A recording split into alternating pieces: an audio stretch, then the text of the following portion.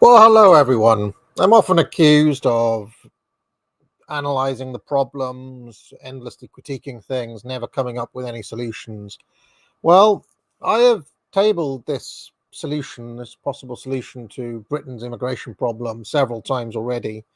I'm actually pretty serious about it. If any of my fans from the Tony Blair Institute are watching, honestly, you could do this. Resources you've got, you could easily make this happen. And it's not a million miles away from what governments are actually doing already. I just think the framing of some of the previous solutions that people have had isn't quite going to cut it. It doesn't solve the incentives problem that leads to immigration being an issue in the first place. Why is immigration an issue? Well, it's because the third world is severely underdeveloped, let's just put it that way. And so there's an opportunity for a much better life working or living in Great Britain for millions of people around the world who have nothing, basically. Um, and they will take opportunities that are not attractive to the locals, whether it's working in a petrol station or working below minimum wages or in warehouses. There is a certain, I think that the line is overdone, as I've talked before, about how British people don't want to work. It's just not true. It's lots of British people want jobs and do work, but the fact is that they can get these people to work for a fraction of what local people would work for, due to the disparity between the conditions in the third world and conditions here in a first world country. I say first world, rapidly diminishing status of first world country in Britain. So in this video, I'm going to outline what I have called my Madagascar solution, or the Madagascar plan, which has nothing to do with, there are historical versions of that as well, which never actually happened. But what got me thinking along these lines originally was Rishi Sunak's Rwanda plan, which, as you can see, was called inhumane, ineffective, expensive, and unlawful. Okay, and that was shot down by various human rights groups. It was against Geneva Conventions on refugees, and various other things that made this Rwanda plan a non-goer, basically. Okay, more recently, there has been something that Keir Starmer is very keen on, something that Tony Blair has been keen on, and that is the Albania plan, which has been pioneered by Giorgia Meloni. That is basically a processing, sending people who arrive in Lampedusa and various other places in Italy, sending them off to Albania to be processed, asylum seekers and whatnot. Trouble is, with both these solutions, the Rwanda plan and this updated Albania plan, they don't actually get at the root problem. And in a moment, I'm going to introduce you to my souped up, what I'm calling the Madagascar plan. And I'll tell you why I've picked Madagascar in a moment. But first of all, I do have spring sale on at the moment, 25% off all courses at the academic agency. Buy it now. Maybe you do one of my courses and you'll have the skills to, make the Madagascar plan work. Anyway, it's promo code Mandy. All courses, 25% off. Trivium, the bestseller. Country in which I have spent so much of my adult life and admire so much, admire so much, admire so much, admire so much, admire so much, admire, admire.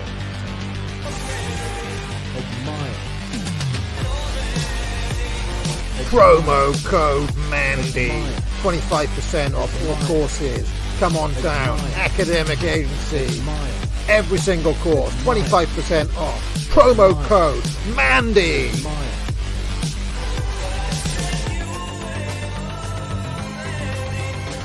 Country in which I have spent so much of my adult life and admire.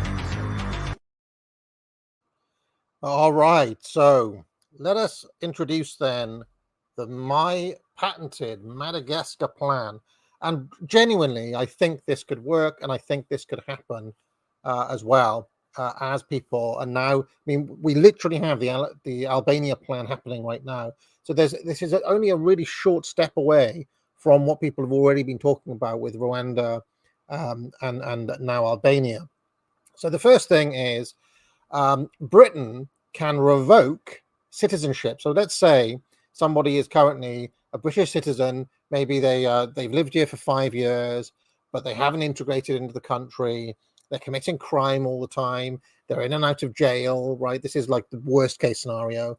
And the authorities decide, look, you're a problem in this country. We don't want you here. So we're going to send you to Madagascar. And then, if you follow the arrow across, anyone sent by the UK becomes an automatic citizen of Madagascar.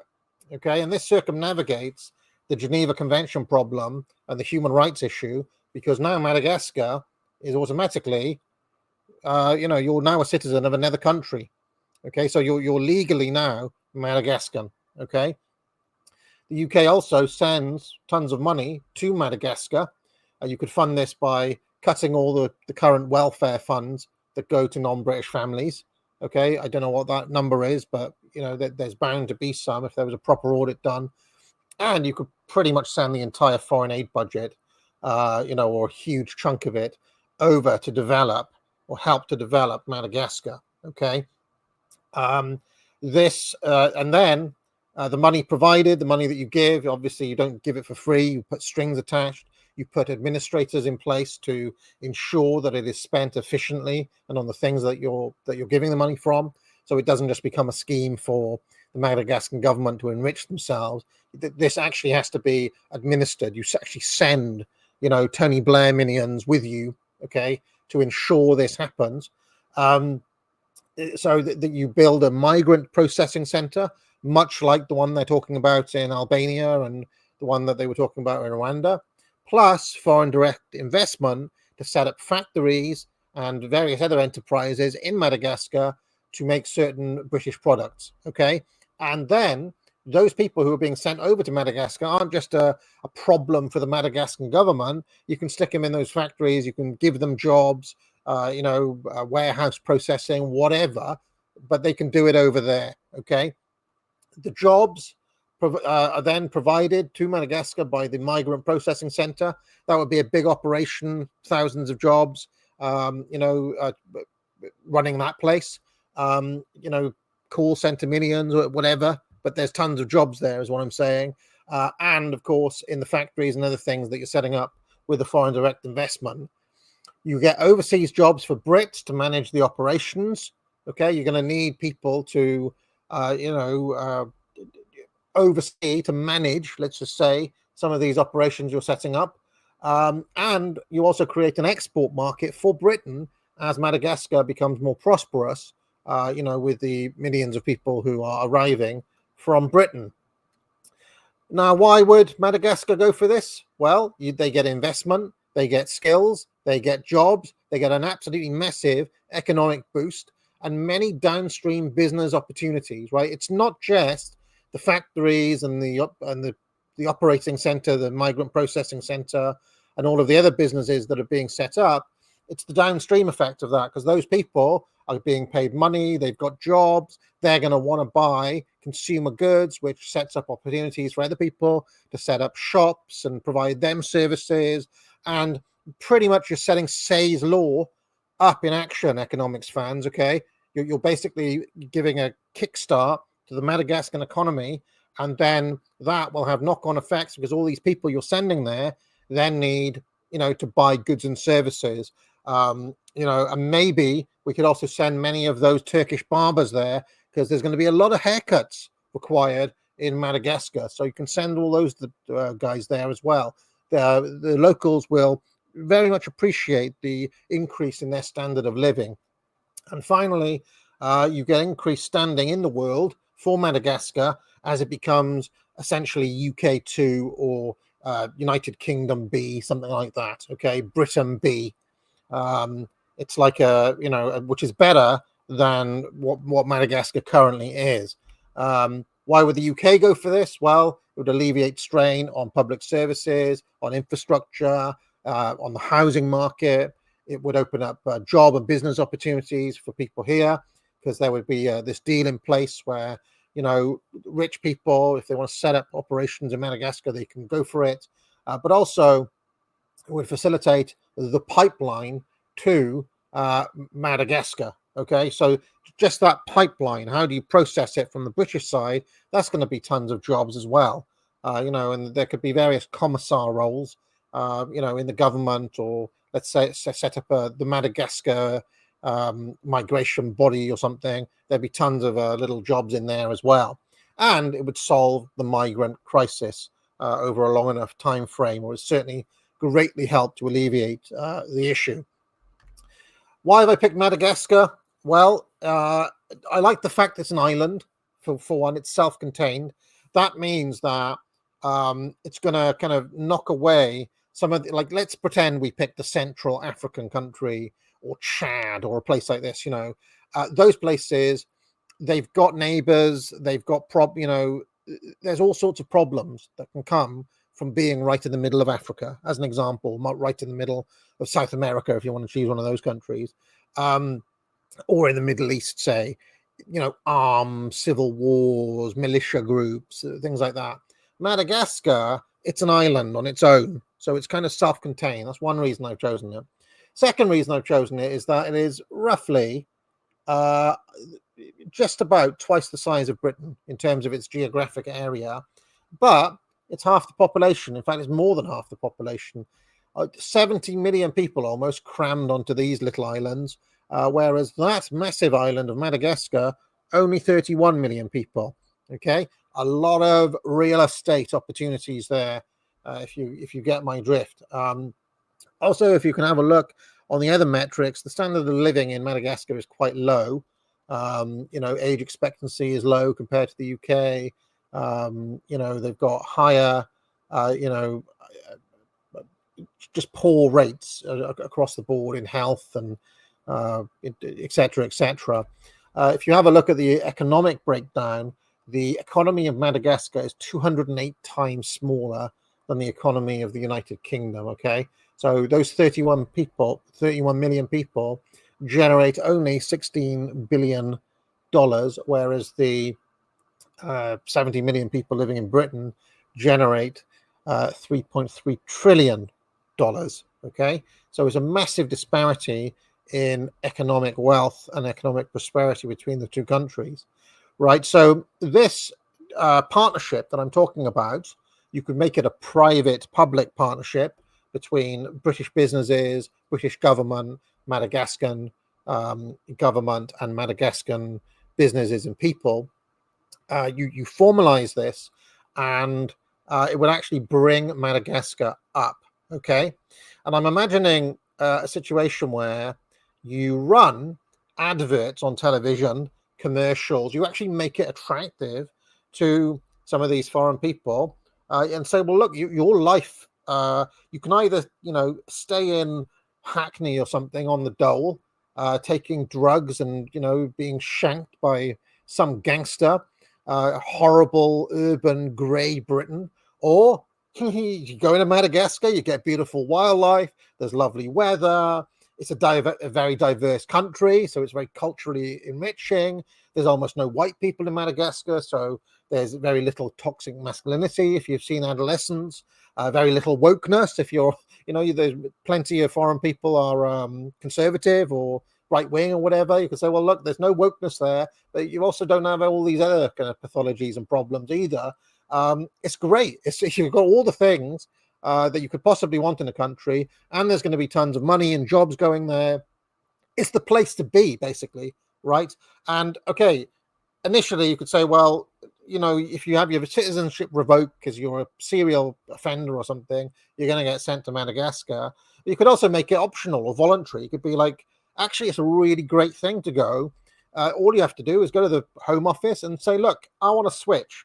I want to switch from being a part of UKA to being part of UKB. I want to move to Madagascar because I'll get better opportunities and a better life there for my friends and my family and my loved ones and so on and so forth. We're going to go to Madagascar, okay?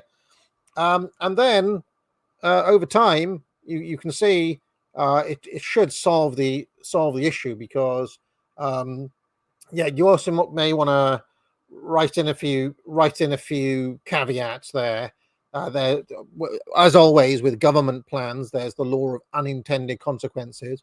So you'd have to really, you'd have to sit down and think through all of those unintended consequences, and then put in caveats and rules, and to basically force the solution that you want, which is basically to, solve the immigration problem that we're talking about.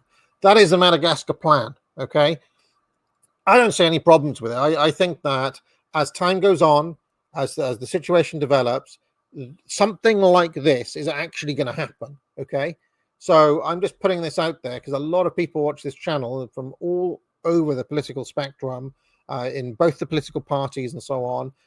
We have never been in a moment where something like this couldn't happen. And honestly, if you're from Madagascar, you wouldn't want some piece of this 3.3 trillion dollar like bounty.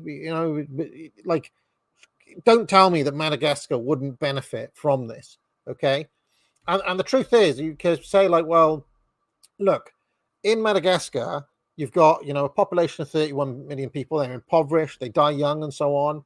They would actually be brought up by the people being sent there. Okay, because the people being sent from Britain will come from all over the place. Okay, it won't just be Africans who are being sent there. It'll be like Indians and Pakistanis and Albanians even. There could even be like some Eastern Europeans who find their way there. It's not like there's not going to be like a set thing, like if you're of this nationality you have to go there. It's just like these are the rules. Okay, I mean, you could even end up with a weird scenario where even some natives were like, oh, actually, I'd rather go to Madagascar too. And if or leftists say, and if they want to do that, well, fine. That's a great opportunity to set up utopia in Madagascar. And then the rest of us who want to stay in this country, well, you then get the benefit of some of these other things, and you make a system that works for everybody. Division of labor, remember? And so this is basically a division of labor plan, spread across 2 different countries. Now, it could be that you start with Madagascar, right? You start with Madagascar as a trial run, but then you start making these deals with many other countries too, right? So let's just pretend that Madagascar's only got a capacity to take, I don't know, 10 million people or something, right? I mean, in theory, it should be able to take triple that number, or even quadruple that number. But let's just pretend there's some hard limit. There's some reason. Maybe, I don't know, half of Madagascar is an elephant reserve or something, and we're not allowed to build on it. Let's just say something like that. Then there's nothing stopping you finding other places to do this too. Falklands Islands as another example. I don't know. You just find these pockets of ideal places that could be made good using these sorts of plans, and then you actually then present a possible better life for people somewhere else, because this is ultimately the problem, is that let's just pretend you're from Madagascar now. Okay, there's no actual, if you were presented with an opportunity to come to Britain, you take it, because life is just, I mean, you saw the numbers, right? It's just night and day. There's no mechanism that's pulling people away from Britain, really, when the disparity is so great. So I think something like this is what needs to happen. Okay, because however bad we think things get in this country, trains don't work, the potholes, blah blah blah, it's just they're in a completely different ballpark. Walking 20 miles with a bucket of water on your head because they still don't have running water, or stuff like this. Okay, so what I'm saying is you need to develop some other places and then set up a deal so that all of these people who are bringing here can be helped to develop those places and actually make them decent places to live. Okay, and this would actually, I think, be a better solution for humanity in general. Okay, Because if you want to, everybody talks about, oh yeah, the global majority, the global minority, homeland, and all this sort of stuff. We, in the current world, so much of the wealth is in one part of the world, okay, and it means that that's the place to be. We need to make it so that there are other places that are worth going to, which then pull people away from living here. So anyway, let me know what you think of this. I've rambled on enough today, but I really do believe that something like this would solve the problem. All right, comments are going to be interesting on this one. Buy a course, 25% off, promo code Mandy. If you like this video, be sure to like and subscribe. You can join the channel for thousands of hours of past shows in the archive and hundreds of videos. If you have any questions, you can leave a super chat or a super thanks, and I'll be sure to pick it up during my weekly office hours, which run every Tuesday afternoon. I also provide courses at the academic agency, which I encourage people to buy. Thousands of students now have taken the Trivium to improve their skills in writing, logic, and rhetoric. Just 3 of many courses available. Buy it now. But most importantly of all, friends, get out.